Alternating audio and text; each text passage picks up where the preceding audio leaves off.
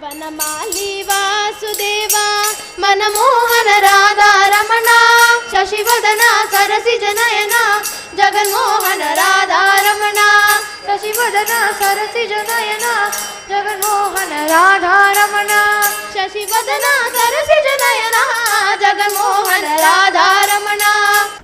It's a wonderful performance by the children, disciples of Sulochana Madam, and they really brought Krishna into the room.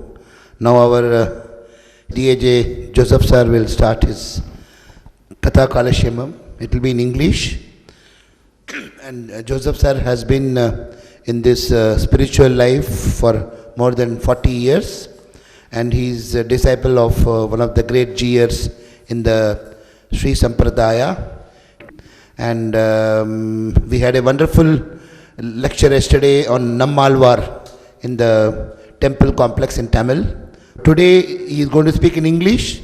He will talk what is the goal of life, what is the purpose of life, is there any life after death, and how we can remember the Lord Sri Narayana, Ante Narayana, how we can remember him. He will give the formulas how to make our life perfect. He is a very genius person. And he has got the blessings of Ramanujacharya and Nammalvar. Please, we are welcoming Mr. G.A. Joseph sir. The whole program has been organized by Mr. Tulasi Raman and Mr. Kailas of our C Block 905. So we welcome him and you'll enjoy the lecture. Thank you. Bhagavad Kripayalabdham Sadgurum Isam Cha Tat Kripalabdham Janan Upakrati Mahite Bhagavati Paramam Bhaktim Atanute Asmat Gurubhyo Namaha Asmat Paramagurubhyo Namaha Asmat Sarva Gurubhyo Namaha. Dear friends, it is my pride to be here amidst you today to talk about a few glimpses of Hinduism. The topic, as has been advertised, is get out of the karmic cycle. Get out of the karmic cycle. When we do not like somebody, what do we say? Please get out. That is the kind of command we give. But normally it doesn't happen in everybody's life.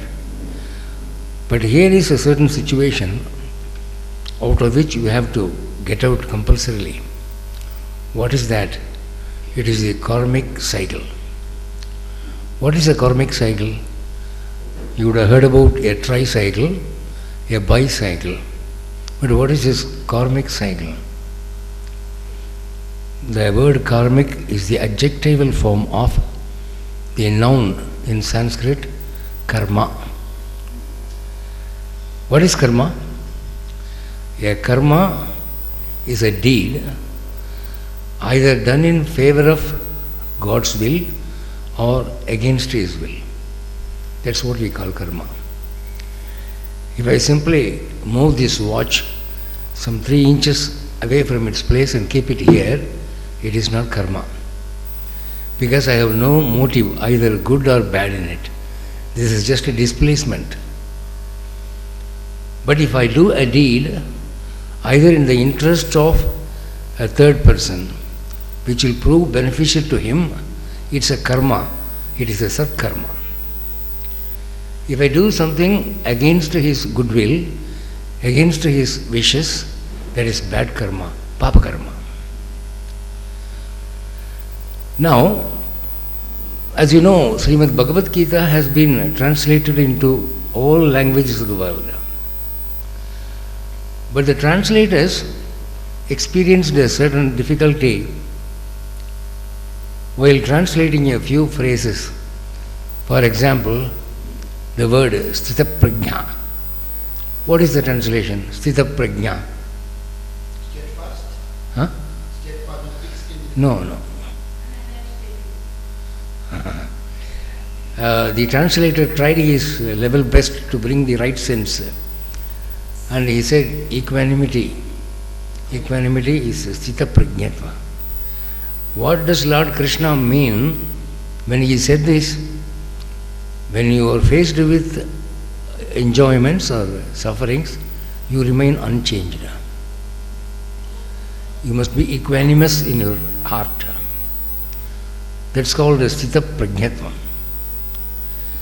There are many words in Sanskrit which have no equal translation in English. Perhaps a language like German or Greek might be sufficient to translate Sanskrit, because those languages belong to the Brahmi family. German, Greek, Latin, French. These languages are very much like Sanskrit in several respects. But English, it is not a sophisticated language. I mean, sophisticated in the grammatical sense. You see, I say coming. When I say coming, what do you understand? Some person is coming. No, I don't say come in. Coming. C-O-M-I-N-G. Now the pity is, you don't understand whether the person coming is a girl or a boy. Because by the usage of the word coming, the gender is not given notice of. It might be even a dog, my pet dog, coming. Even for a dog we use coming. For a father, for a mother we use the same word. For a friend we use the same word. For an enemy we use the same word. If he is a jail escape, even for him we use the same word. Coming. Oh, wonderful. He is suffering from mosquitoes, it seems, every night. Whereas if the same situation is given to Sanskrit, Sanskrit is such an intelligent language. By the very use of a verb, we can find out whether it is male or female, whether it is past tense or present tense or future tense, whether it is one person or two persons or more than two. All these derivations you can make from Sanskrit. Whereas English is a very poor substitute for Sanskrit. I am sorry to say that. I am an English BA, I am an English MA, I did my PhD in English literature. But this is what I understood of English. English is not a sufficient language for communication. You stand many chances of misunderstanding a certain idea. Whereas in Sanskrit, we don't run that risk. The word karma has no English equivalent. That's a fact. How do they translate this in English? Karma means deed, they will say deed. Deed means it's an act. As I told you, even displacement of a watch is a deed. Would you call it karma? It's not karma. So karma is a word which gives you a deep connotation of whether you are acting righteously or unrighteously. So when it comes to the translation into English, most of the Sanskrit slokas suffer from this defect. We don't understand properly the underlying meaning of it. We can say a sin is called papa karma. What do you say for a righteous deed? We say punya karma. But righteous is once again a comparative word. What is righteous for me might be unrighteous for you. Just as I was telling my friend, if a man marries 4 women at a time, it is not unrighteous in Dubai. Can you call it pious activity? Pious means bhakti, humble. He is a pious man. When I say, that means he is very devoted. I told you, English cannot satisfy you. I have tried many times from many angles. So I failed in bringing out the right sense of Sanskrit into English. And all translators are suffering from that till now. That shows the poverty of the language. English is most suitable for communication, that's all. Communication of practical life. For instance, we can be talking in English.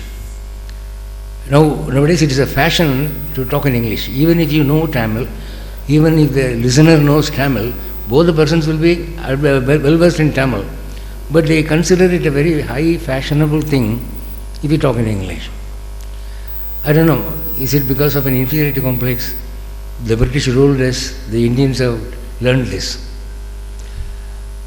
But when it comes to religion, English is a very poor substitute, we can't make it. But by this I understand, Hinduism divides spiritual acts into Papa Karma and Punya Karma. That is called karma. Hinduism says that every soul is born again and again. It dies again and again till a certain point when the soul realizes the Paramatman. This is called the karmic cycle. Mr. Ramani Iyer, you wanted me to explain to you what happens after death. I was wondering whether he's been thinking that I died twice or thrice to tell him an account of it. Supposing I ate a laddu and he has not eaten laddu so far, if he asks me the question, tell me about something about laddu, it's just a question. Now he wants me to tell what happens after his death. Unless I am a ghost, I cannot give a right answer. Oh, you are eulogizing me too much. I don't deserve that. Now, I go by the scriptures, Hindu scriptures. Whatever the scriptures say, I am going to re-relate to you. It's not from my first-hand experience. No, everyone dies, everyone is born again, but we don't remember anything. What happened when you died last time in the previous birth? If I ask this question, nobody will be able to give the right answer. Even I cannot give the right answer. So here, the Shastras speak about the life after death. Garuda Puranam says that when a man dies, he is taken to the judiciary of God, and there is one judge, he is called Yamadharmaraja. He decides what birth you will get again. Then you are pushed into this world with a different body, depending upon what you did now. And this is invariably happening in everybody's life. Hinduism says even if you are not a Hindu, it happens to you. Only thing is you don't believe in it. Your religion doesn't speak about it. So you are taken to the spiritual judiciary, the judgment is passed, you are brought back again to this world. Or if you had acted very worse in your previous birth, you will be taken to hell, or you will be born as an animal, as a dog. Hinduism says even among dogs, there is a lucky dog, there is an unlucky dog. You see, some dogs are being brought up by rich people. And that man buys soap for every month. This is for my dog. And he won't call it dog, he will say Jackie. If you go and say, watch your dog, don't repeat it again. He's not a dog. He's my pet son, he's Jackie. And during leisure hours, you can see him keeping the dog upon his lap and giving a massage or something like that. Now, these dogs are lucky or unlucky depending upon their karma. It says, don't get offended, if a man steals temple properties, in the next birth he is born as a dog. There is a story in Ramayana that one man hurts a dog. He throws a stone upon the head of a dog, the dog is wounded. And it is said that the dog brought that man to Rama's presence. Rama asked what happened. He talked in a language which Rama could understand. It said, this man broke my skull. You give him the right punishment. Then he said, will you be happy if I arrange for a whipping? He will be tied to a pillar, he will be whipped. Will you be happy? The dog says, no, that is not the right punishment. Okay, what else the punishment you want to be given? The dog says, make him a temple trustee in the next birth. Why? Because I was a temple trustee in the last birth. I ate the temple's money and I was born as a dog. So, Instead of asking him to be born as a dog, you make him a temple trustee, automatically he will become a dog. And somebody will beat him.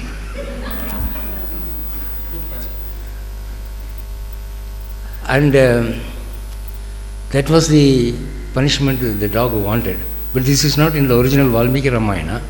There are supplementary Ramayanas in India. Tulsi Ramayana, Mulla Ramayana, Kamba Ramayana, Arunachala Kaviraya's Ramayana. There are several versions. So spread over these versions, there are very many stories to be found. So depending upon the karma of your present birth, your next birth is decided. That's what happens after death. But there is definitely a life after death. Hinduism believes in it. When you die, that is not an end, it is a beginning. You will be reborn. Some other chance will be given for you. What chance? God gave you a chance now. He gave you this body. You misused it. You didn't make availing of this body. So by indulging in worldly enjoyments, you missed the chance. So God gives another chance. This is what happens after death according to Hindu scriptures. According to other religions, there are different versions about which I am not to be bothered now, because I will be going very much far away from the topic. The topic says, get out of the karmic cycle. The karmic cycle belongs to Hinduism. Even Buddhism and Jainism talk of karmic cycle, but they don't accept a God. Godhead is not there. They are Nirishvara Matams. So I will restrict myself to Hinduism. I think this answer will satisfy Mr. Ramani. Right. Now, the next thing is, the karmic cycle has been described by Hindu scriptures as very many. Just as we are born as human beings, there are other births. We can be born as a dog, as a cat, or as a bird, or as a tree, or as grass, or if you do satkarma very much, you will be born as a god, deity, you will go up.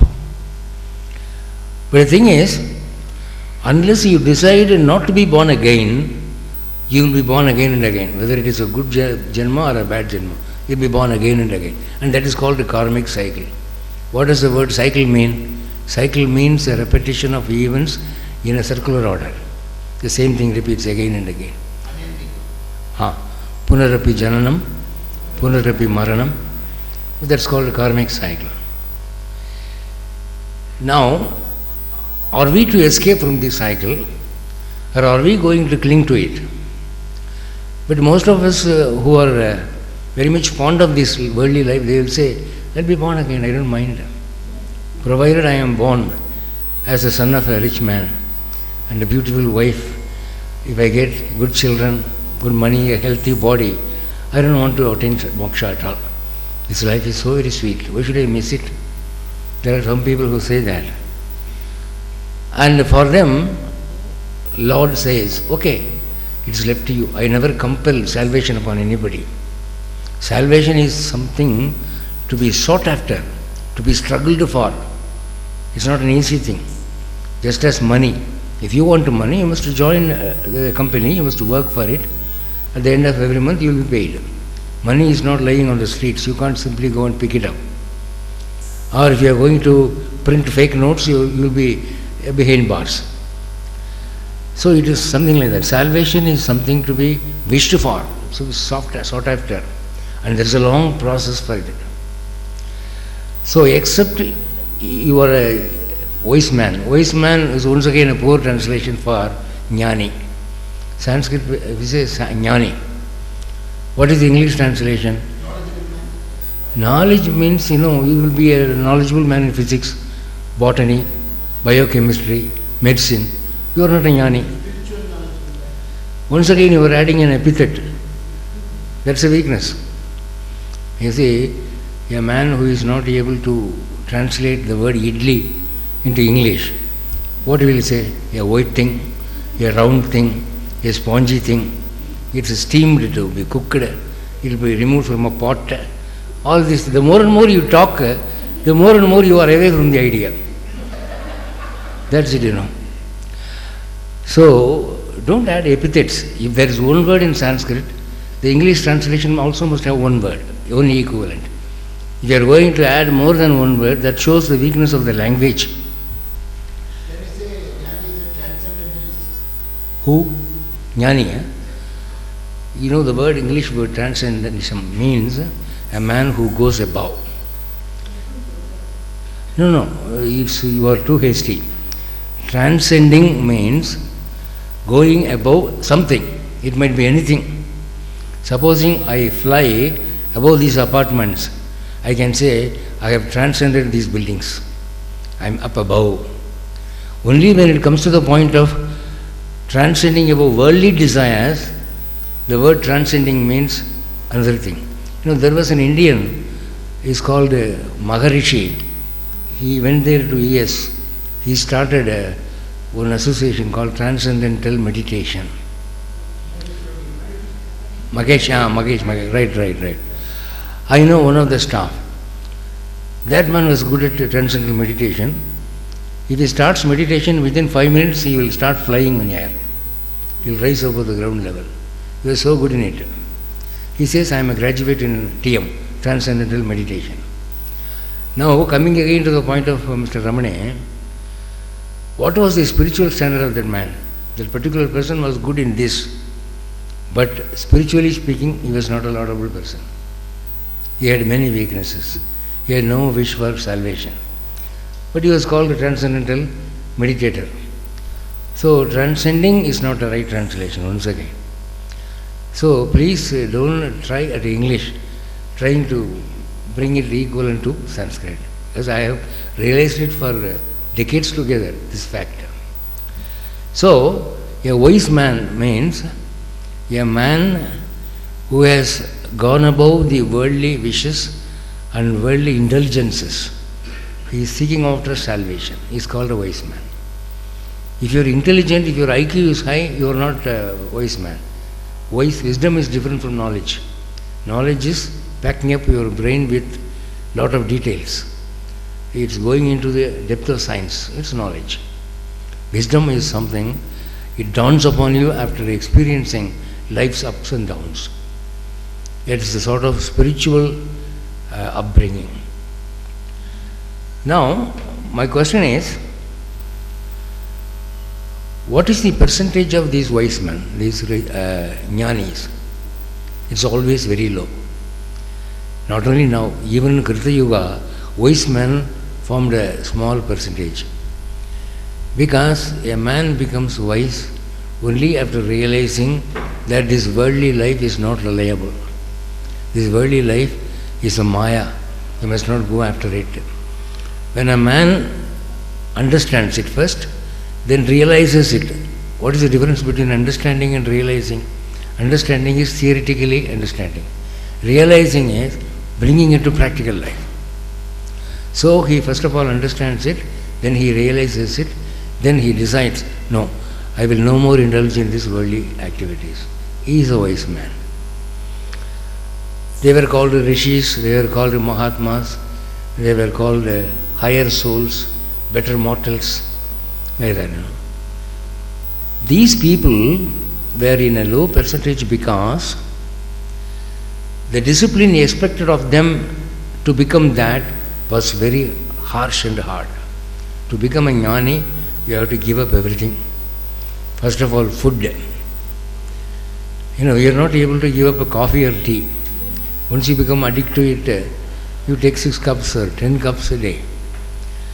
So he would say, I would rather lose salvation than give up coffee. Coffee is so tasty, who will give it up? Now, if coffee cannot be given up, how are you going to give up food? 3 times a day. 3 times a day, I am speaking of average man. But mostly we don't find average people. We find only above average people. People who eat pre-breakfast, who eat breakfast, post-breakfast, pre-lunch, lunch, post-lunch, pre-tiffin, tiffin, post-tiffin, pre-supper, supper, post-supper, then midnight waking, by 2 o'clock they wake up for pissing. They feel something wrong here. They feel a hole here. They open the box. And there we find charts, karabundi, something like that. They finish it, off sleeping, and they go back to bed. So a man never gives rest to his digestive system. When that is so, how are you going to teach him that you must forego your food, daily food? You might theoretically say okay, but practically it is not possible. But we come across rishis in the books. There are people who eat once in 12 years, once in 25 years, like that. It is said in the Mahabharata that Draupadi wanted a certain fruit which looked very tasty and attractive, and Bhima plucked it and gave it to Draupadi. At that time Lord Krishna materializes himself there. Hey, what foolish thing you are doing, man. You know, this fruit belongs to a magical tree. Behind it you find a hut. That hut belongs to a rishi. He is in penance now. He will come once in 12 years. He will eat this fruit, then sit in penance for another 12 years. This fruit will be available only once in 12 years. Now the rishi is coming on his way. Now you are going to eat it. What is going to happen? Already you are in the forest, struggling for your food. Now he is going to curse you to become animals. That's what is going to happen. Yudhishthira, he is a leading most man in suffering for others. He was a righteous man also. He started crying, Krishna, please save us. Then the lore says that Krishna told them, you keep the fruit under the tree. Each one of you must come forward and confess a particular secret about yourself openly. Then, when all the 6 people have confessed, the fruit will go and stick itself to the tree. Then Bhima says, why don't we take a tape and paste it there? Yeah, Rishi is not a fool, man. He will think about the tape really. How come that tape came here? That's not possible. Then his curse will be worse. So don't do it. So then the fruit was kept below the tree. Krishna was the judge. First comes Yudhishthira. He says, I have a pride that I am the most righteous man in this world. When he said that, the fruit rose 1 foot, stopped there. Then comes Bhima. Bhima says, I have been thinking that Yudhishthira does not deserve to be my brother. He is a fool. I should have been the elder brother. Then the fruit goes another foot. Like this, each Pandava gave his confession, only 1 foot more. Now it is Draupadi's turn. Draupadi comes and says, I have 5 husbands. People pity me that I am finding it difficult to cope up with these 5 people. But in reality, I have a feeling that I should get Karna also as my husband. I am very, very badly in need of 6th husband. When she said that, the fruit went and stuck itself to the tree. So they escaped from the Rishi's curse. This is how the lore goes. Now, why I told you this? Panchapandavas are noted for their righteous way of living, but even those people had their weaknesses. When that is so, how can we expect you yourself to be righteous? We can never become wise men. So, to become wise is a tough task. That is why all along the time, wise men have been in a low percentage. 1% or 2% will be wise. That's all. Now, the target of the soul is to become a wise man, a jnani. Then you shed off your mortal coil and go to salvation. This is our target. That is what I mean when I say get out of the karmic cycle. Now, the creation theory says, in creation, nothing is a waste. You can see a mosquito. You would be cursing God. God was very foolish in creating mosquitoes. What is the need for these mosquitoes? He created me, all right. I am an intelligent man, I am a good man, I am very useful to society. It's all right. Why did he create this mosquito? It's a foolish creation.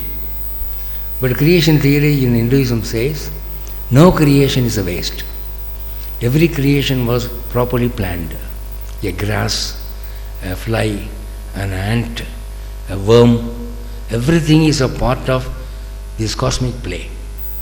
There is a machine with a lot of tooth wheels and hair springs. Every part is useful. Before this battery watch came, we had watches with the tooth wheels. If the mechanic opens the watch, you can see many wheels rotating with the teeth, and there will be a hair spring. You can't remove a single part of it. The whole mechanism will be upset. Every part was equally important. The same way in this cosmic play, God's creation, however small it might look to you, it's most important. So a tree, a fruit, or a grain, or an ant, or a man, or a Rakshasa, or a god, or a devil, everything is a part of this cosmic play. It has been well planned, and God created for the benefit of each other. When that is so, you must learn compassion towards your fellow beings, not only humans, but also animals, but also plants. That is why they say don't kill a goat for eating. People eat goat's flesh. And they have an idiotic proverb in Tamil, Kondra Pavam Tindral Povam. You kill a goat, eat it, the sin is no more yours. But that is not the right interpretation. When you kill a goat, the sin comes and sticks to you. That sin is removed only when you account for it, only when you suffer the punishment. Tindral means suffering. Some people say, Sothupuram Saptam. Saptam, what does he mean? He has a building in Marathahalli. How can he eat a building? By eating, it means misusing, usurping. And it is said that a man wanted some supernatural powers. He conducted a goat to a Kali temple. He made it bathe. He decorated with red flowers, and he was about to cut it to Kali. And it is said that he heard some laughing noise, a noise of laughter with a scorn. He looked around and nobody could be seen. Who laughed? Then the goat said, it was I. I laughed at you. Hey, you can talk and you can laugh. It is strange. He said, I was a man like you. And I killed a goat in the same Kali temple. Now what happened is, God created me as a goat and He has brought you to cut me. If you cut me, you will become a goat to next birth. You will be cut by someone. So, cutters will be cut. Eaters will be eaten. So, be compassionate. This is what they say. In Hinduism, it is an effective preaching. Vegetarianism is always good. Unless you are a Kshatriya who goes for battles, non-vegetarian food is not necessary for you. A Kshatriya goes to battlefields, he fights, he has to see blood, he has to kill, then he needs some Rajoguna. For him it is allowed. But other caste people, they need not eat this at all. So compassion to your animals. And I know a Jain, I was giving lectures on Bhagavad Gita for 20 weeks in Tindivanam. Tindivanam is near Pondicherry. One of the organizers was a Jain. While we were talking, mosquitoes came and sat upon me, started sucking my blood. I killed one of the mosquitoes. I smiled victoriously. One mosquito has been taken revenge of. He said, no, you are committing a mistake. We Jains don't kill mosquitoes. When the mosquito bites you, why does it do so? It is hungry. It needs your blood. The only way of taking your blood is piercing your skin. You suffer a pain. Why do you kill it? When you are eating masala dosa in a hotel, someone comes and stabs you, how do you feel? That is the experience a mosquito feels. Don't kill a mosquito.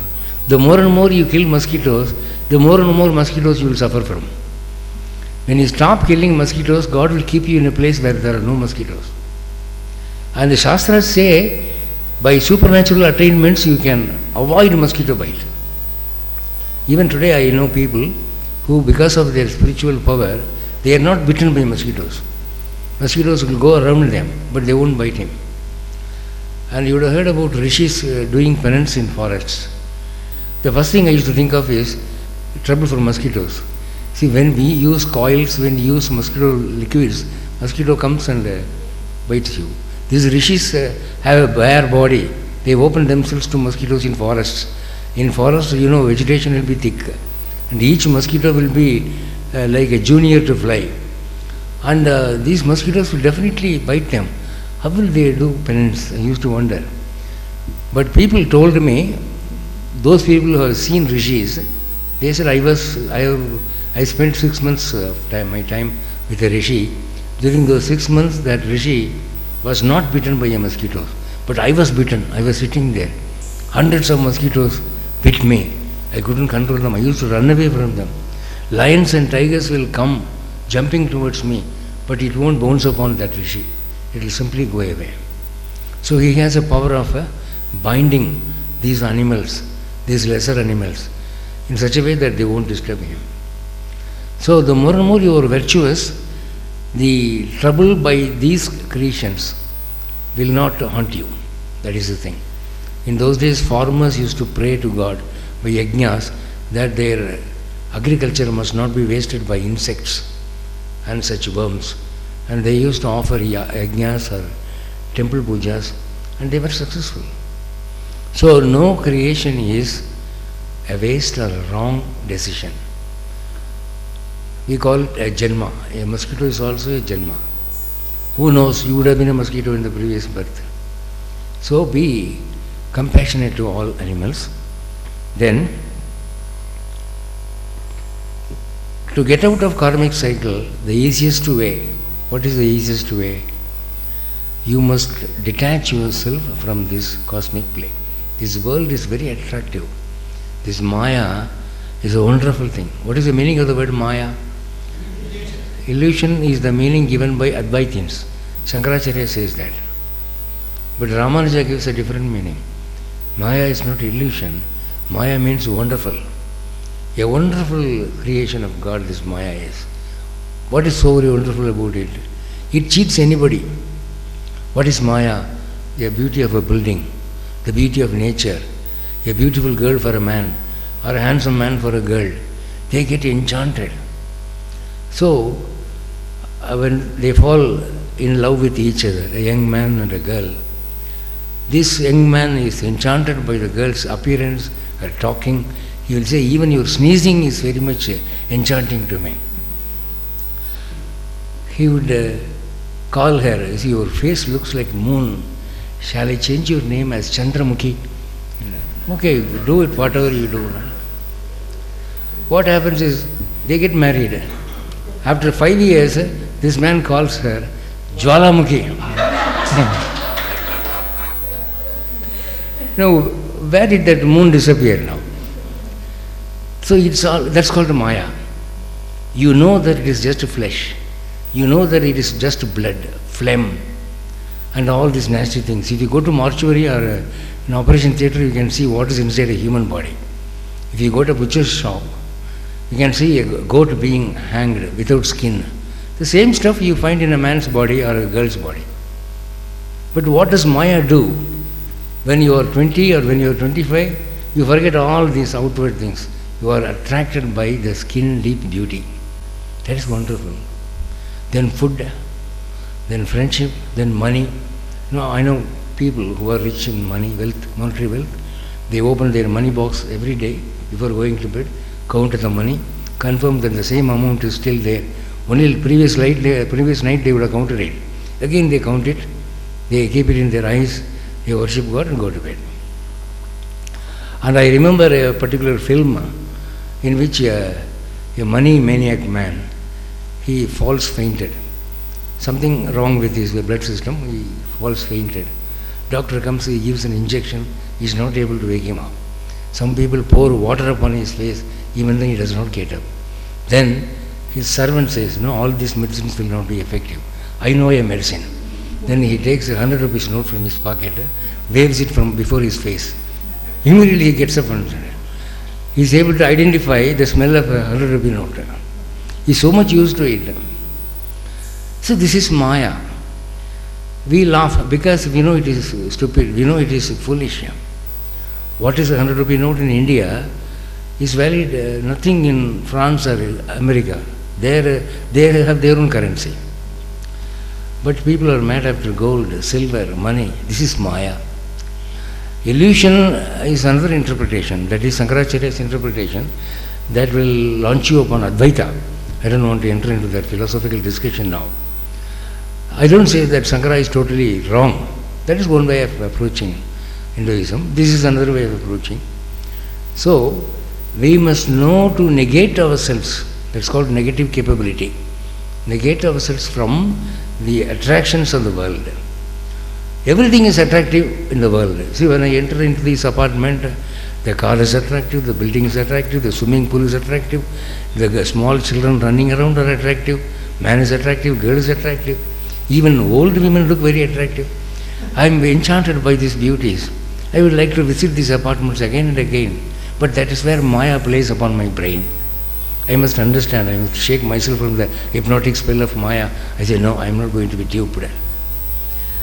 So, it is all an artificial makeup, an artificial decoration. A man plays the king in a drama, but he cannot assume himself to be a king. When the drama is over, he has to remove all his dress and go to the director for payment. So, how this kingship is only short-lived. And the famous Tamil actor Sivaji Ganesan was playing a drama entitled Noor Jahan before coming to movies. That was his livelihood. And it so happened that the Zamindar, who was the VIP president of the function, he was enchanted by this girl, Noor Jahan. Shivaji played Noor Jahan's role. It was a makeup thing, Shivaji Ganesan was very good in acting like a girl, moving like this and all. And the Zamindar said, he told his driver, see, tonight you bring that girl to me somehow. I want to be with her. That fellow, yes, he knows that money will be given to him.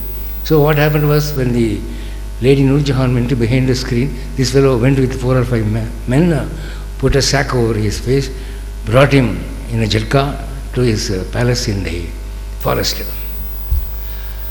Now, when the sack was opened, this Noor Jahan alias Shivaji Ganesan, he came out.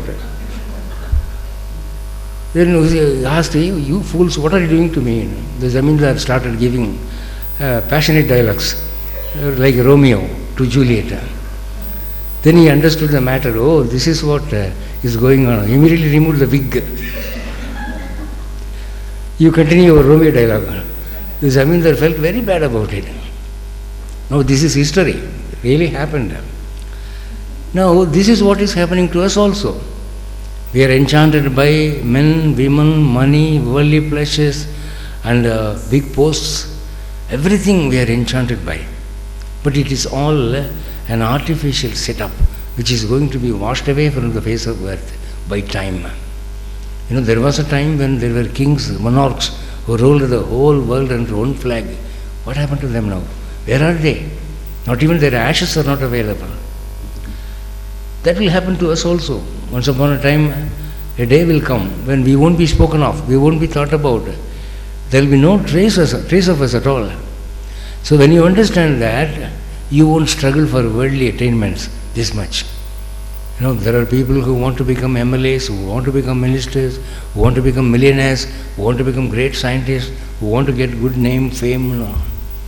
But what happens to all these people who lived before us some centuries back? All gone like a bubble upon the face of waters. So once you understand it, you will limit your endeavors, your attempts for worldly attainments. Then comes peace of mind. The more and more you are attached to worldly things, what do you pay for as a cost? You lose your peace of mind. And I have heard of a rich millionaire to tell an ordinary clerk working under him, hey man, you are very lucky man. You come to my office, work between 10 to 5, draw your salary on 1st of every month, spend happily your time with your wife on the beach. I see you on cinema theatres, you are very happy. Whereas I own 45 industries abroad and in India. What happens is I am not able to sleep peacefully. I go to bed by 12 o'clock, but by 3 o'clock a phone call comes from Singapore. Sir, our industry in Singapore is running at loss. These laborers are striking for higher salary. That's the problem. Then immediately I run there to solve the problem. So the more and more you own, the more and more rich you become, you incur difficulties. You welcome sufferings. So this negative capability is important. Now coming to ownership. People say that I own 3 cars, I own 5 bungalows, I own 100 sovereigns of gold, I own so many crores of rupees. Now this concept of ownership is a foolery, because everything belongs to God, not to you. The money you make, the building you buy, the cars you get, everything is God's property. God gave you these 5 basic elements. This nature is His. He created you. He gave you the hands. He gave you the brain. He gave you the legs. He gave you the power to work. He gave you the money, therefore. But what happens is, you say, this car is mine, the bungalow is mine, this money is mine. God will simply laugh at you. It is a buffoonery. It's all stupid. Just like a man who reserved a ticket in Brindavan Express claims that this seat is mine. The TTR will say, okay, all for 6 hours, that's all. After 6 hours, you must get out. You can't say that the seat is yours. Some other Ramalingam or Krishnamurti will come and say, this seat is mine. The same way, whatever is your house, whatever is your body, is not going to continue the same story. Everything is like a fast disappearing water bubble. So, this concept of ownership, if you understand properly, you will not go for it. You have an interview with every budding rich man, every flourishing industrialist, he will say, my ambition is to become number 1 in my industry line. I must become the world famous iron producer or gold producer, or having most number of laborers. Every rich man looks upon his senior, a man who is richer than he, and wishes for that. But in the beginning, how does he start? He was a poor man begging for his daily food in the beach. At that time, his prayer was to Lord Ganesha, you please give me 3 times meal a day. That's enough. Okay, Lord Ganesha gives him 3 times meal a day. Then he will say, okay, thanks for it, but give me tasty food. This is all old food. I want tasty food. Then Lord Ganesha gives him tasty food. Then he says, I am eating this food on platforms. You give me a house to live in. Then he is given a hut. Then he says, hut is not enough. I want a brick building. Then that house is given. Then he says, I want to let out my houses for rent. Some 3 houses. Then 3 houses are given. No, you keep on satisfying him for every desire. He keeps on increasing his ambitions, his pleas. And one Tamil saint has sung this way, supposing God appears to you before and says, what do you want? I want to become the owner of the whole earth. Then he says, okay, the whole earth is yours from today. Then God is going to disappear. My Lord, please stay for a minute. Why? You didn't speak of the oceans. Whom does this ocean belong to? You please tell me that also. So he is interested in owning the oceans also. So your wish keeps on increasing. We come to know of Ravana, Hiranya, all these people, they wanted to become an interplanetary king. Hiranya said, all the 14 worlds belong to me. Not only that, he was only one fellow, he said, I am God, not that fellow. Say, Om Sri Hiranyaya Namaha. Don't say, Om Achyutaya Namaha. So he wished for God's post. But what happened to them? All those stories ended very tragically. They met with a very sad end. So understand that. Then,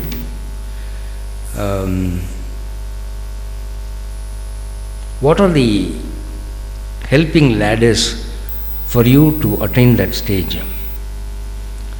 Lord Krishna gives you clues in Bhagavad Gita. There are ways to attain this level. Because some say, I was made this way. While I was given birth to this world, I was born with this way. I was fanatically addicted to coffee or to cigarette or to money. Some addiction is there. I was born like that. What can I do? But Lord Krishna says, these inborn tastes can be changed by some activities. What are they? He said, try to control your food as much as possible. try to take untasty food or limited food. Food must not occupy the major part of your life. See to it. Then you associate yourself with good people, religious people. Try to get some guru who will initiate you to a better path. Then satsanga. Satsanga means association with good people. People who speak about religion, people who want to attain salvation. You find your friendship with them. Normally, friendship is formed or framed according to several desires. People who like a particular cinema actor, they all join together. We are all satsanga. We like that actor. Some people who are mad after new fashions of saris, they all join together. Whenever a new sari is issued out, they run in groups to buy that sari. So, groups are formed under the name of several things. But if a group is formed in the name of God, for the sake of your emancipation, that is called satsanga. For example, this is a satsanga. You people are listening to a certain message which is not concerned with your worldly prosperity. This concerns with your spiritual emancipation. This is satsanga. So Lord Krishna says, try to find yourself amidst people like this. Then scriptures. What are scriptures? Ramayana, Mahabharata, Vedas, Puranas. These are scriptures. You must allot some time for reading these books. Some time at least. We are all familiar with the latest journals, whether it is Stardust or Reader's Digest or Kumudam or Anandavagan or Kalki. We are thorough with the stories, story writers. But how about reading Mahabharata or Ramayana or Sundarakandam or Veda? No. It's very dull and dry. We want something refreshing. You refresh yourself. I don't say no, but allot some time for scriptural reading. That cleanses your brain. That sets you right on the path. Then worship. Allot some minutes at least for worship, spiritual worship. Choose any deity, but don't forget to worship. Worship gives you a connection with supernatural beings. Whatever deity it may be, it belongs to a higher cadre. When you get blessed by that deity, your heart gets cleansed. Once again there Lord Krishna says, please avoid tamasic deities. Tamasic deities are those which have a taste for tamasic food, which ask for sacrifices before giving boons. You know, I read in newspapers, one man was arrested in Calcutta for trying to sacrifice a college girl.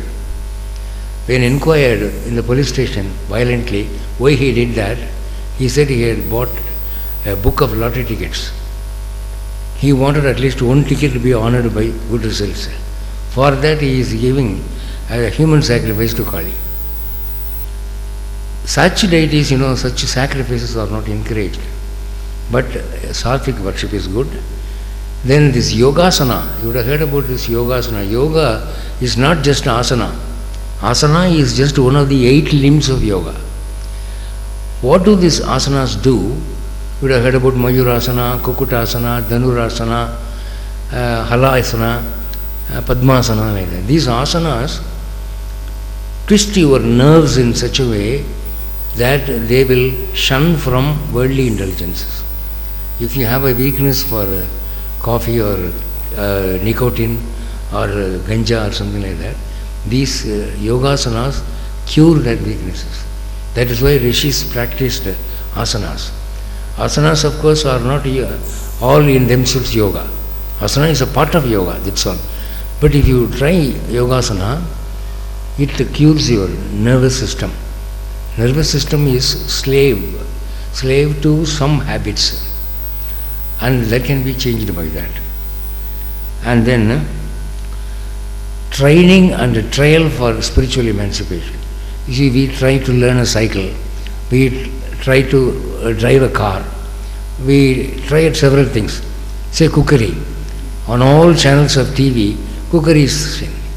How to prepare a vegetable biryani, how to prepare sambar, how to prepare rasam. And they teach you several ways. And we simply watch it, we try to imitate it. But how to emancipate yourself? That is another training. You must try your hand at it. You must try at least 5% of your efforts for that. Only when you try it, you get it. Then the Lord Krishna says, your addiction to worldly wealth and worldly pleasures, it is like a drunkard's intoxication. When a drunkard consumes alcohol more than necessary, what happens is he gets his brain affected. He starts blabbering. He loses his senses and behaves in such a way in which he won't behave normally. A drunkard, I have seen drunkards in Pondicherry, it's a wet area.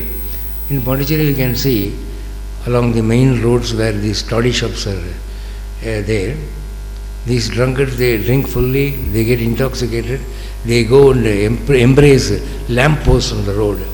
They go and embrace the lamp post. They say, sir, please go away, sir. Please give me way. Why are you standing here? You'll be talking to the lamp post. And there will be a crowd standing around looking at this. Now, what is the only medicine for this? You call for a police constable, he comes with a lathi, he just gives 1 or 2 thrash, then his intoxication disappears. The same way, your worldly indulgence is an intoxication. Your madness, your craze for worldly prosperity is an intoxication. If it must disappear, you must have these recipes, remedies. You would have heard about Tulasidasa. Tulasidasa was very mad after his wife in his young days. He was married to a beautiful girl and he was so much fond of that wife. He would be always with her. While she is cooking, while he is sleeping, while she is walking, he will always be. She felt it a menace. His husband loves me all right, but this is too much of love. So she wanted to be free for some days. She told him a lie. My father wants me to be with him. Telling that, Mrs. Tulasidasa ran away to her father's house. She wanted to be free from her husband's love menace, at least for some 10 days. But Tulasidasa could not live without his wife. So what he did was, hardly he spent 2 days. On the 3rd day he decided to chase his wife to his father-in-law's house. But his father-in-law would question him, why you came? So he chose night to be the time. At the dead of night, when it was nearly midnight, by 11 o'clock, he went to his father-in-law's house. His wife, he knows, is staying upstairs. So he did not enter the main entrance. He went to behind the house. There was a banyan tree. You know, a banyan tree has offshoots. He caught hold of one of the offshoots. He climbed into the balcony of his wife. He opened the door. He went in. He took the lamp and verified whether the person sleeping was his wife. When he took the lamp very close to her face, what happens is a sleeping person is disturbed. He woke up. He said, he smiled, an idiotic smile. Now, the wife said, hey, how foolish of you to come this way at this dead of night. Now, what is this blood upon your chest?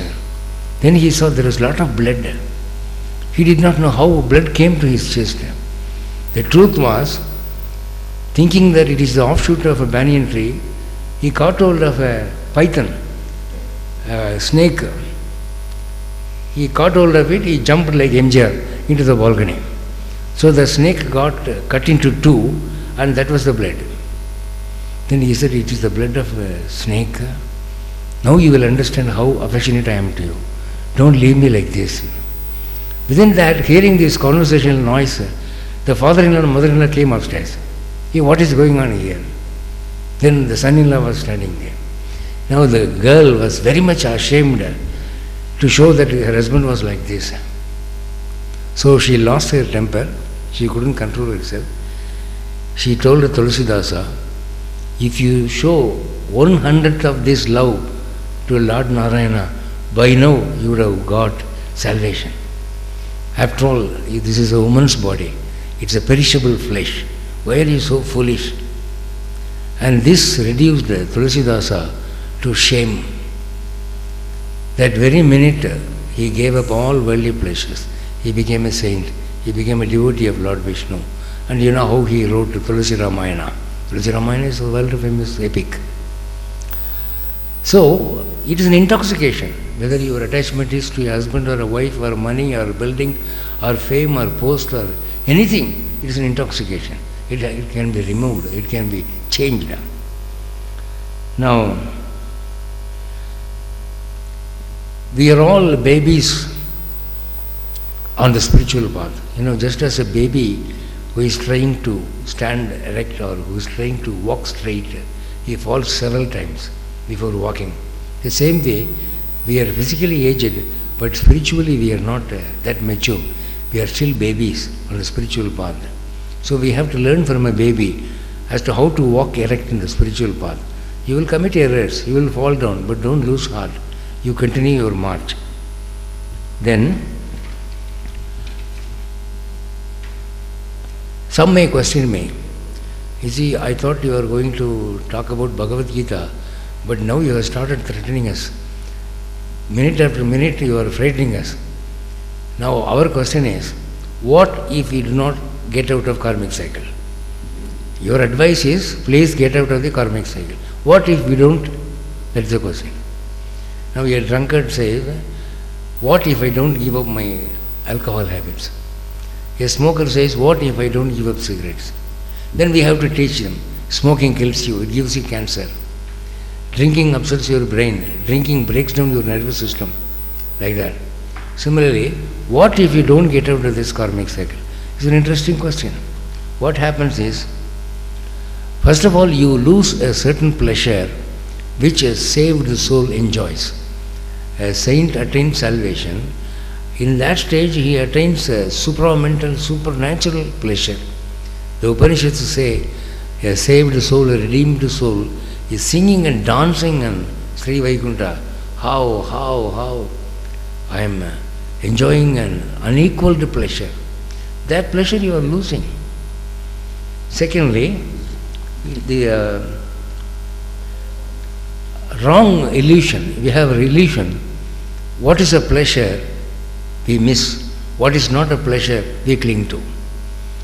Whatever we think as a pleasure is not a pleasure. What we don't care about is real pleasure. So this is a wrong understanding. If I am not giving you a dirty example, please bear with me. There is no other way. If you go to beach side, you will see a particular beetle, a black one, so big as this. It will hunt after fecal matter. Some people go and commit nuisance there. This beetle goes and collects this fecal matter and makes it into a round ball. That will bring it to its living place. On the way, it is being faced by another beetle of the same family that tries to plunder this fecal ball from this. You can see a fight going between these two beetles. Now, if you are a human being and you are watching it patiently, you will pity those creatures. What a dirty material these beetles are fighting for. What we don't want, what we think as very low, we commit shit in the beach. And that thing these beetles go and take very preciously as their food. In God's creation, that is its creation, that is the way it has been created. Now we know how to laugh at those beetles. But one thing, mind you, gods are laughing at us the same way. These human beings, they are hunting after certain thing which is as bad as the fecal matter on the beach road. We are fighting for it. We read in the newspapers, one man killing another man for the sake of money. While I was a high school boy, I watched a murder being carried out personally with my own eyes.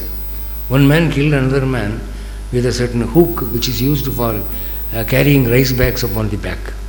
There is a hook like this and there will be a handle, it will be kept in the waist. One man killed another man, he is also a rice bag carrier. When the murder was committed, people went and asked him, hey, why did you kill him, man? He owes me money. Money? How much? 35 paise. For the sake of 35 paise, he was ready to kill him. And one of the men said, if you had asked me, I would have given you 10 35 paises, man. What is the cost of a life? You have killed him. Now you are going to be behind bars for 14 years or you will be hanged. You are an idiot, man. The same way, people are mad after money, they are ready to do anything for the sake of attaining it. That is what happens when you don't get out of the karmic cycle. We become criminals. Then, Maya is lifeless. The nature, the Prakriti we see and admire is lifeless. The beauty of a flower, the beauty of a girl, the handsomeness of a young man's appearance, this is all made up of lifeless Maya. Maya has no life. It is lifeless. Panchabhutas, Agni, Vayu, these 5 elements constitute Maya. It is lifeless. So never become a victim to that.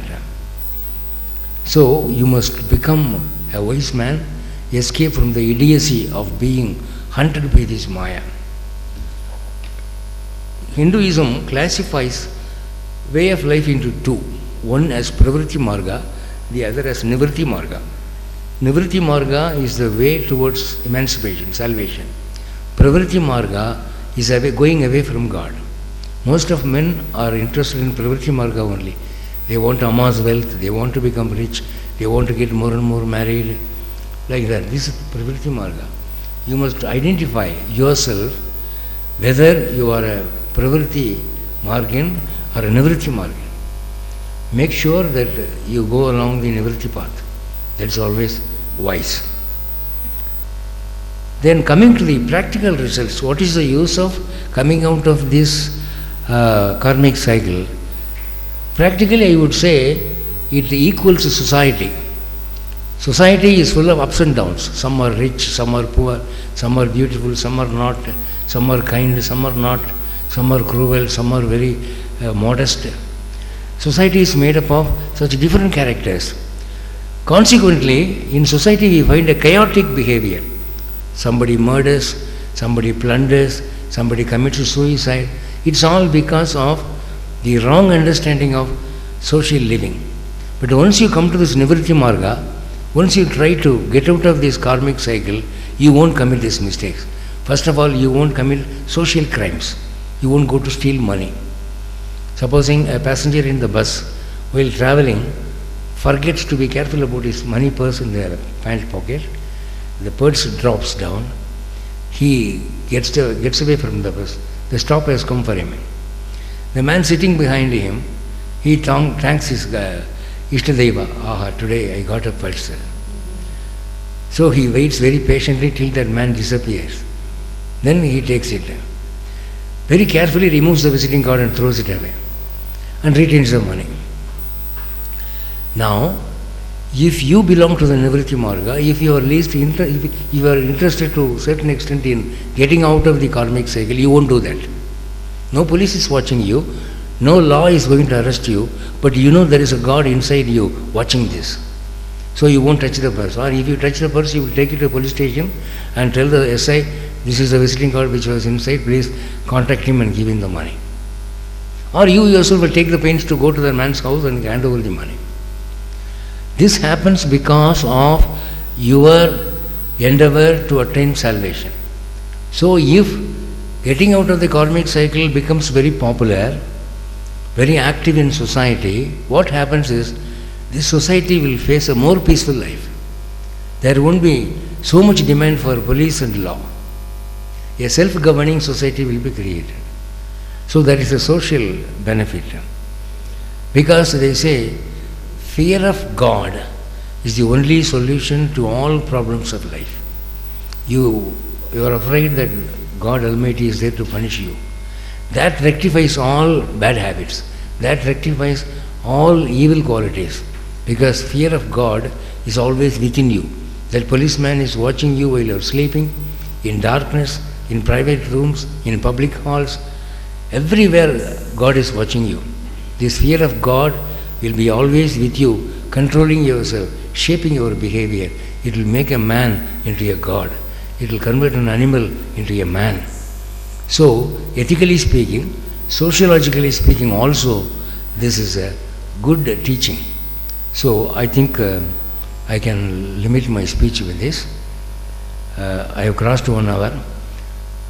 Thanking you for your patient audience and thanking Mr. Kailash and his family for arranging this lecture and the authorities of these apartments, and thanking again Mr. Tulsiram, who was behind this, giving enthusiasm. I thank you again for patiently listening to me. God willing, I would meet you again. Thank you. Questions are invited. If you have any question, you can ask me. Thanks for one question which nobody asked me. When would you stop? Any question, any doubt you have? I am ready to answer. Yes, sure. Suppose a person has not done anything bad or good in his life and he has lived to himself, then what will be his rebirth? Okay. Now, your name please? Mr. Balasubramaniam brings out a very complex situation. If you do good things, you are given a good birth. If you do bad things, you are given a bad birth. Suppose there is a man who neither does good things nor bad things. Wonderful imagination. Now, I would like to tell you that it is impossible. It is impossible to live a life where you neither do good things nor bad things. Because you have to eat. For eating, we destroy other lives. For in your professional needs also, you have to overlook others. So, I don't think it is possible for a man to live without punya or papa. He will at least, to a percentage of 5, he will commit punyas or papas. So, such a thing is not possible. Can you show me a man like that? Of your description? I can't show you. Nor can I show. Nobody can show. Once a man enters this karmic cycle, he will either be a good man or a bad man. He can't be a neutral man. Neutral man is a man who is a judge to a debate. He can be neutral. A court judge can be neutral, but not a living man. He has to live, he has to survive, he has to struggle against nature. So necessarily he has to either do bad things or good things. Any other question? About the karma, there are some karmas you do and you get good or bad in this life itself. There are some karmas which is done in the previous life or 10 times more you get now. And there are some karma which is not to the level of, like there's what is it, complete karma and like prakata karma, there are so many, when you just tell on those. Okay. Hinduism classifies karma into two. One is called Atyutkata karma, another is called Sadharana karma. Atyutkata karma means a karma which is very strong, whether it is good or bad. Supposing I commit 7 murders, it is a strong bad karma. It is called Atyutkata karma. What is Sadharana karma? You see, supposing I give a beggar 5 rupees or 10 rupees, it's a Sadharana karma. It is not very Atyutkata. You can't expect the result immediately. If you give 5 rupees to a beggar on Monday, expect the result on Tuesday, you are not going to get it. It's a very weak karma. So, Atyutkata karmas will result in this birth itself. Guru Apacharam, adultery, murder, plundering, setting fire onto a village, killing 100 people. These are all Atyutkata karmas. That will result in this birth itself. But Sadharana karma only we do mostly, Sadkarma or bad karma. When we want to help, no one gives a beggar 1 lakh rupees or 1 crore rupees. At the most, when we want to give a beggar money, we open the purse, we search for coins first of all. If there is no coin, we go to 5 rupees note. If there is no 5 rupees, we ask him, do you have change for 10 rupees? And such a pathetic thing we do. And mind you, beggars are the richest people in society. Recent reports have given us the data. You know, there is one Vinayaka temple, Ganesha temple in Pondicherry. It's called Manakula Vinayaka temple. A beggar who is sitting on the threshold of Manakula Vinayaka temple is getting 5,000 rupees per day. Per day 5,000 rupees. You multiply into 30, you will get the monthly rate. Per year, you must go to an auditor for income tax. Many times I have been thinking whether I can go for that profession. It's so luring. So beggars usually have change, do have change. Yeah, they have ATM cards, they have websites, they have email identities, and I have read jokes in magazines. A beggar telling a woman, Amma, you said yesterday you expected me, I didn't come, you were disappointed, you wasted rice. Hereafter, if you have extra rice and I don't come, this is my email ID, please send a message. So this was a joke I read in a journal, but it's no exaggeration. Things are going like that, faster. So, nobody is there who is contributing money in such bulks.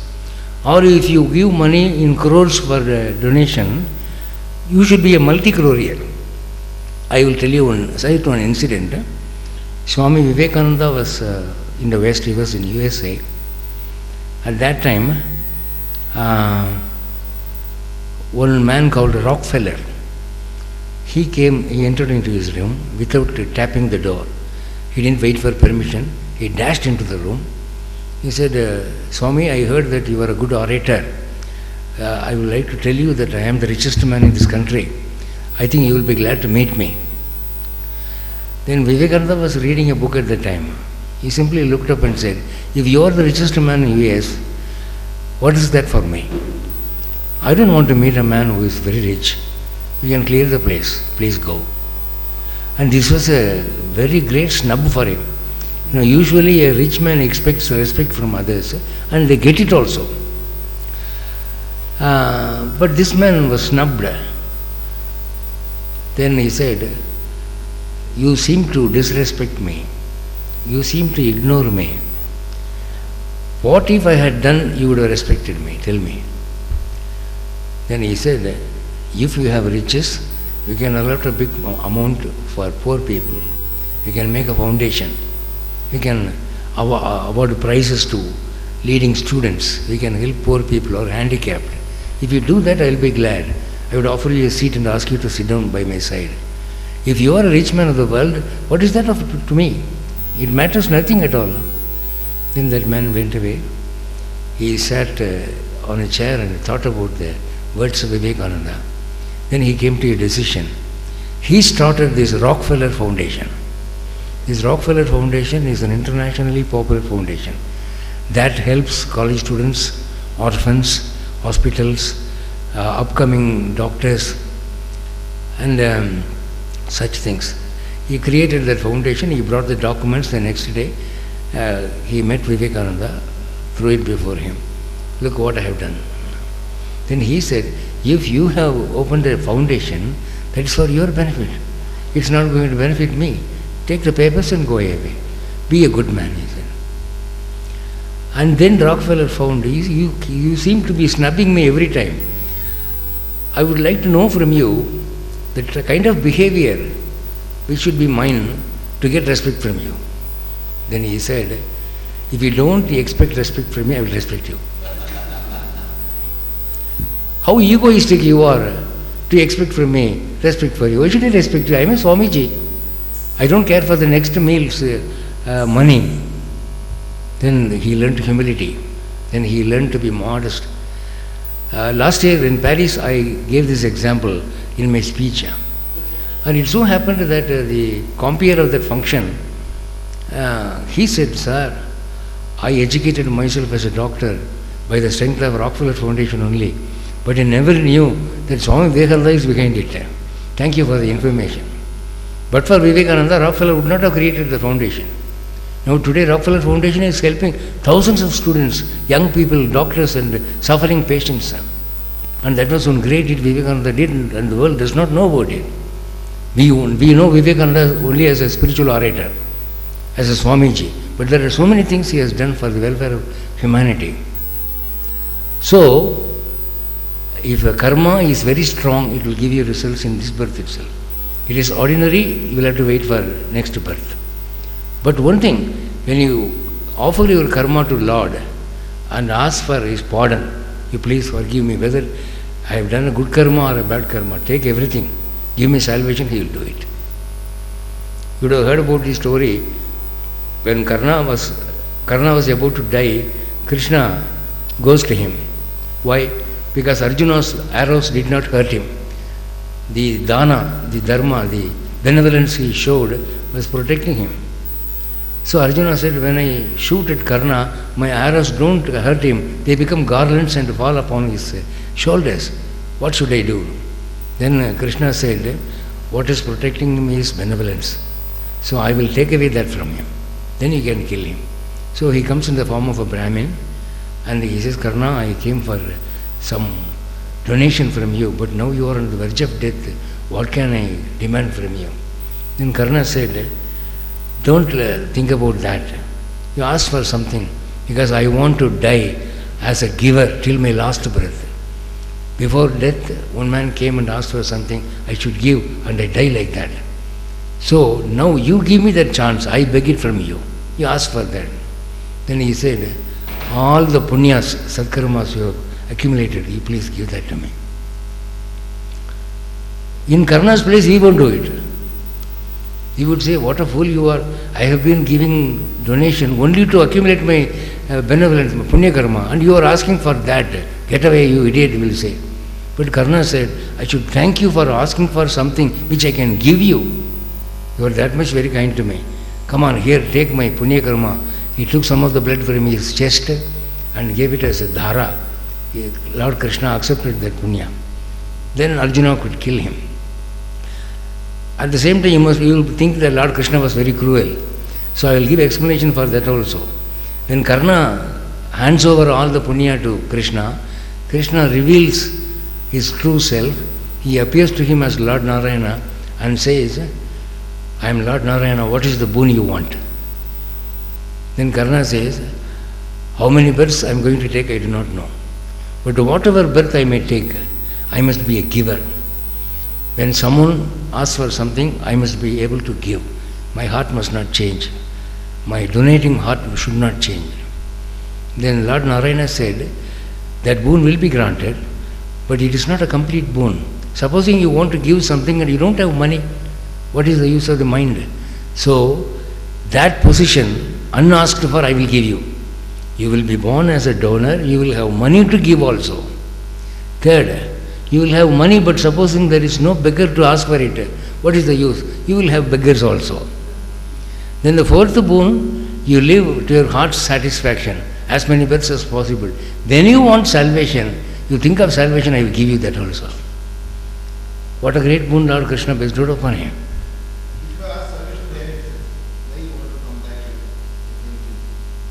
I don't understand you, please. No.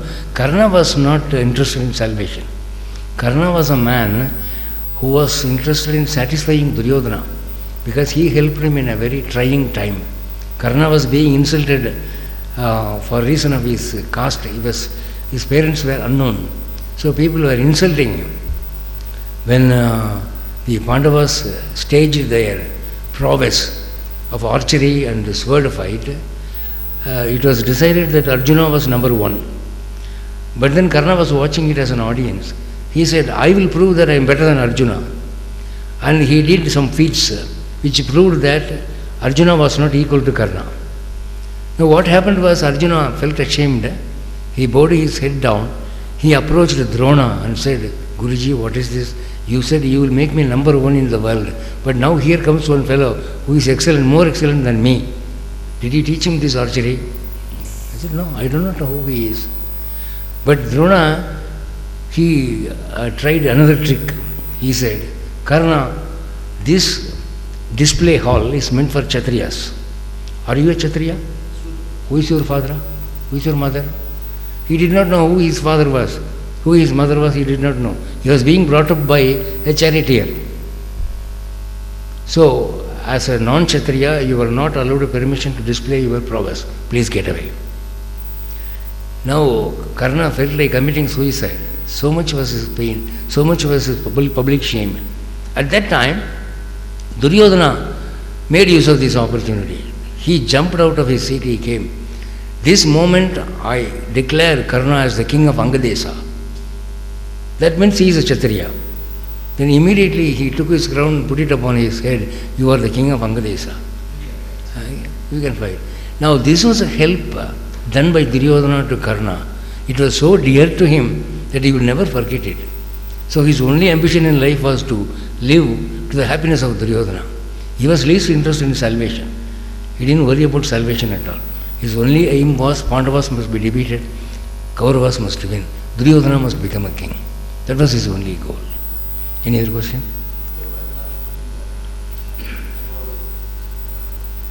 How we can remember Lord Krishna like that? That is Antima Smriti.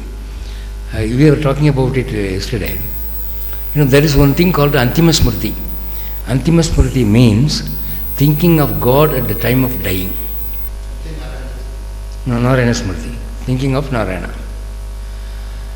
Now, his question is, supposing I do not think of God while dying, I will not attain salvation. Antima Smriti is not there. What is my fate? That's what he asked. Then I told him, you are a member of ISKCON. He follows Prabhupada's teachings. ISKCON says that Antima Smriti is a must. Without Antima Smriti, you cannot attain salvation. But there is another school of thought in Hinduism. It was propitiated by Ramanuja. Ramanuja said Antima Smriti is not necessary. Once you surrender yourself to God, that is the be-all and end-all of it. While dying, if you don't think about Lord Narayana, that will not affect your salvation. But that Paddhati is different. Ramanuja's school of thought is totally different.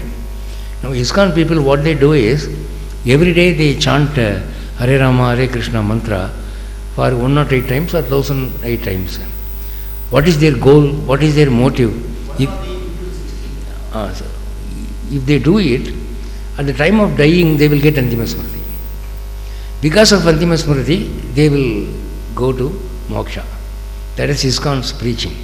It is good. Yes. That's right. Prabhupada taught rightly only.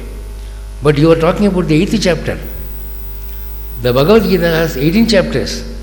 In 18th chapter, Krishna revises his opinion. Sarva dharmana paratejya mamekam sharanam vraja.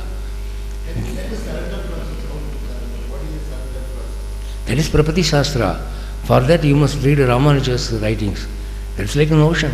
It can't be explained within a period of 5 minutes. So he said, give up all the righteous paths. I taught you Sannyas Yoga, I taught Bhakti Yoga, I taught several yogas. Sarva dharmana parityaji, give up all those things. Maam ekam sharanam vraja. You believe in me only, surrender to me. Aham tva sarva papebhyo mokshayishami. I will rescue from all karma. Then the climax of the sloka is Ma sujaha, don't worry. So you must live without worries. Once you surrender yourself to God, you must be happy, you must be at peace. When you post a card in the post box, you feel happy. This letter will go and reach my friend. You have so much of faith in the lifeless post box that you sleep very peacefully that night. And after 2 days you phone up to him, did my letter reach you? Yes, I posted it. You are happy. But once you surrender to Lord Krishna, you don't exercise that much of peace of mind. You say, Krishna, abhayam, tameva, saranam bhava, anita, saranam nasti. At that moment you feel peaceful and happy. You come back. You go to the office next day. Once again something is cropping you very hard. Will Krishna save me or not? Okay, let me go to the temple again. Krishna, the second time I am coming, please don't let me down. Please save me. And every day you are repeating it. The more and more you request him, the more and more you are telling him indirectly that you don't believe him. You are doubting him, naturally. I used to tell in my lectures, once it so happened that I went to Madras and that was the first time perhaps, I had to get down in a particular place, I didn't know the whereabouts. So I told the conductor, please when the stop comes, let me know, I will get down. He said, okay sir, don't worry. Then what happened, I didn't have confidence in the conductor's behavior. I thought he will be more busy in giving tickets. So the neighbor who was sitting by my side, I asked him, do you know this place? Sir, I have to get down after the next stop only. I will tell you, don't worry. Then he said, you watch it, then I get down. You wait for 2 more stops, you will get down. That is the stop you have to go. Okay. Then I thought this man will get down, and I do not know the exact 2 stops. Sometimes the buses don't stop in stops. So that's a risk. So the man was sitting this side. I told him, sir, do you know this place here? Okay, I will let you know and make you get down. Unfortunately, when I was doing this, the conductor was overhearing it. So what happened was, he did not let me know. He thought my neighbor will do it. When I told this fellow was overhearing. He said, he thought he will help me. What happened was, all the 3 fellows let me down. Nobody told me where I should get down. So, when the spot came, there was nobody to help me. I was sitting quiet. 3 more stops passed by. Then I asked one man, hey, where is this stop? It has gone by, sir. Then I asked the conductor, hey, why did you let me down, man? Because you were believing in the fellow who was sitting by my side. I thought he would help you. He thought this man would help me. What happened? Net result, everybody let me down. So the more and more you doubt a person, the more and more you lose confidence in him, the more and more he goes away from you. So Ramanuja says, make Lord Krishna understand that you believe in him solely. Don't pester him. If you want to chant his names, do it, but not for reminding him, but for satisfying yourself. That's all. That is Artimatram. I feel like chanting his names again and again, not because he will help me if I chant more and more, not because of that. That's for my satisfaction. I feel happy when I chant his name. That's Sukha Anubhavam. So you can do that. So Antima Smriti for people like you is necessary. You belong to a different path, ISKCON. You do it. You will get Antima Smriti, and for that he will reward you with salvation. But for people like me, we believe in Guru's grace. Sri Vaishnava dogma says the Antima Smriti is not necessary. There was a man called Gajendra Varada in Kanchipuram, and that man had a status of talking to Lord Vishnu personally in the idol form. He was called Thirukkachi Nambigal. This man used to be in conversation with the Lord, and he used to ask questions, he used to reply. Lord used to reply. And the Lord Vishnu and Thirukkachi Nambigal were in mutual conversation to the extent of talking about public matters. So supposing this newspaper says this minister is going to America, what do we say? These ministers have no other thing to do, man. They spend our money, they go to US, they go to England like that. So that friend also talks about that. Such things he will talk to Lord Vishnu, and he will reply also.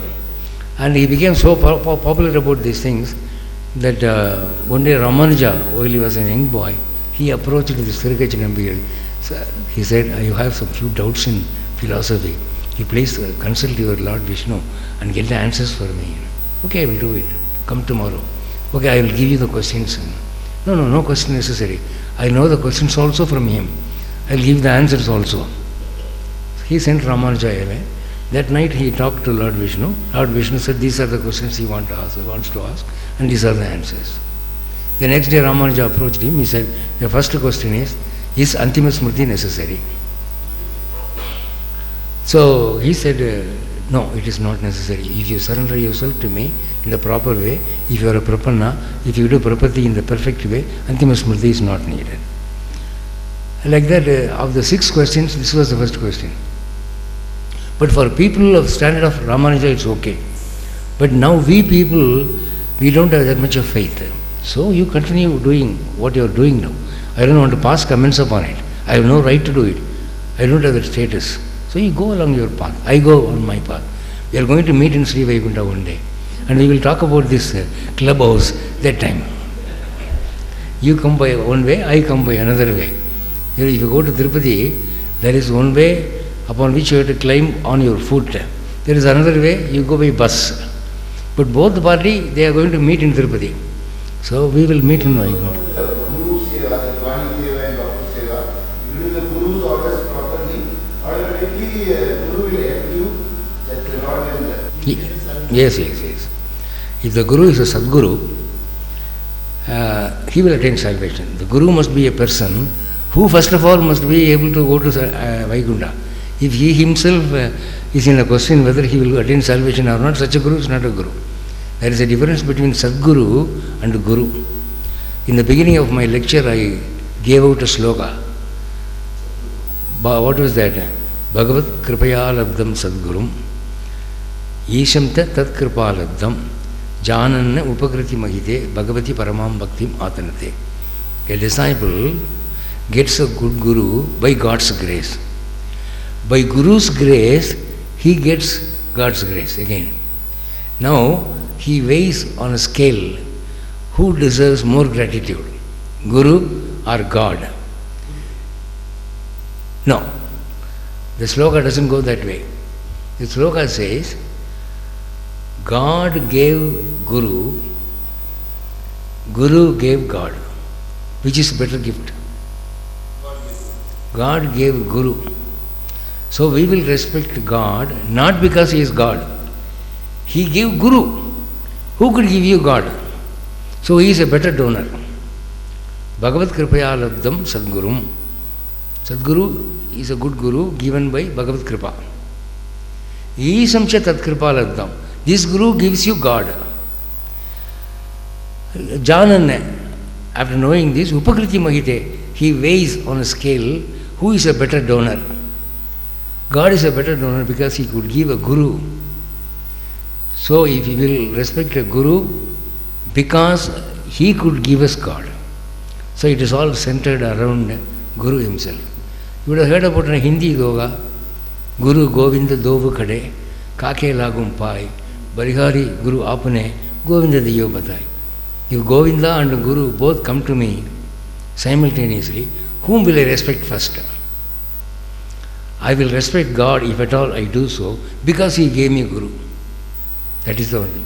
So in Hindu Sampradaya, a Guru supersedes God. A Guru is by far many times better than God Himself. And Sri Vaishnava Sampradaya says that there was a saint who daily offered puja to Salagrama Vishnu in a box, and after the puja was over, he will worship the sandals, that is footwear, paduka of his Guru. He will worship it and keep that sandals, padukas, chappals over the Salagrama. Salagrama will be down, Guru's chappals will be above. That is how he used to do it. And God used to speak to him. So respect to Guru must be more than respect to God. That should be there. But that is a very high standard. You don't get it, you don't understand it. But once you understand it, salvation is for you.